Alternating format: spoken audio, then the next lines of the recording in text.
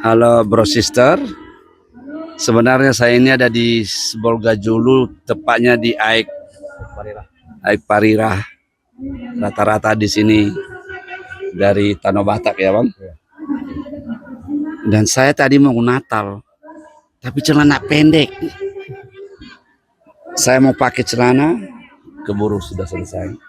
Kami duduk di sini dan ketemu bang Jonathan Nababan. Saya tertarik. Bang Jonathan lahir di Pulau Nias, tapi besar di Sibolga, di lingkungan satu Aik Parirah. Waktu kejadian Bang Nababan di sini. Posisi di rumah, Pak. Posisi di rumah. Di rumah ya. Iya. Gimana kejadiannya sedikit, Bang? Kalau kejadiannya itu awal pertama kejadian itu tembakan air lumayan deras. Terus ada berselang berapa menit dikasih untuk bernapas, baru tembakan kedua sebesar ini. Yang menghanyutkan semuanya dan meninggal satu orang meninggal. Bang, ini pasca bencana, Bang Jonathan itu, aku lihat abang tadi duduk-duduk. Apa yang timbul dalam pikiran abang? Apakah abang termasuk korban rumah?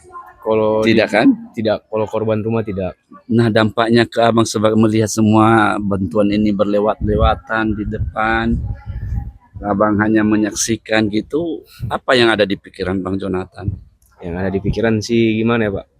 Ya sebenarnya butuh diperhatikan orang-orang korban yang kehilangan rumah sebenarnya kan gitu. Ya. Tapi di sini banyak yang bantuan yang tersalurkan itu bukan terhadap korban yang utama. Dia. Salah sasaran. Iya betul. Ada lagi yang menyimpan, tidak menyampaikannya. Jadi saya miris lihatnya. Udah begini keadaan tapi masih sanggup buat begitu kan gitu. Luar biasa.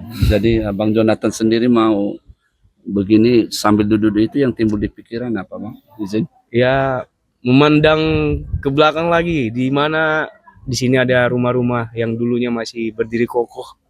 Cuman sekarang udah nggak ada lagi, cuma timbunan sampah, timbunan tanah yang ada, Pak. Saya juga keliling ya di seluruh Sibolgajulu, saya kelilingin luar biasa dampaknya ya. Nah, kalau abang artikan arti bencana ini, hikmahnya apa ya bang? Ya hikmahnya manusia ada apa? Mungkin ada penebangan atau apa gimana di atas sana kita tidak tahu kan gitu Pak. Nah kita di bawah. Ya jadi kita ikhlas aja. Ikhlas dalam arti berat sih kan gitu.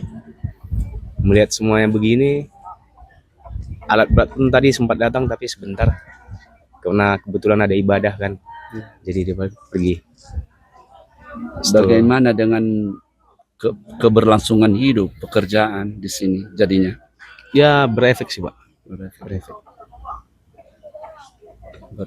Harapan abang yang segera mungkin kepada situasi ini, pemerintah dan para NGO swasta gitu apa ya bang, yang biar langsung kena gitu gimana?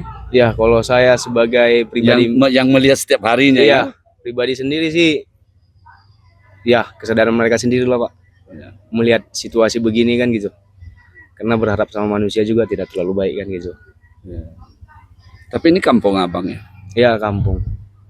Karena kita lihat ya di luar sana kehidupan mereka normal aja, bisa tidur di kasur. Dan bencana ini sudah bukan lagi berita utama, tapi penderitaan itu sudah tertanam. Iya, nggak tahu kita kapan berakhir penderitaan mereka ini. Bisa terobati nggak tahu kita. Rumah yang kehilangan anggota keluarga bang. Kalau saya ini ya, seorang TikToker bang yang suka nge-konten keliling.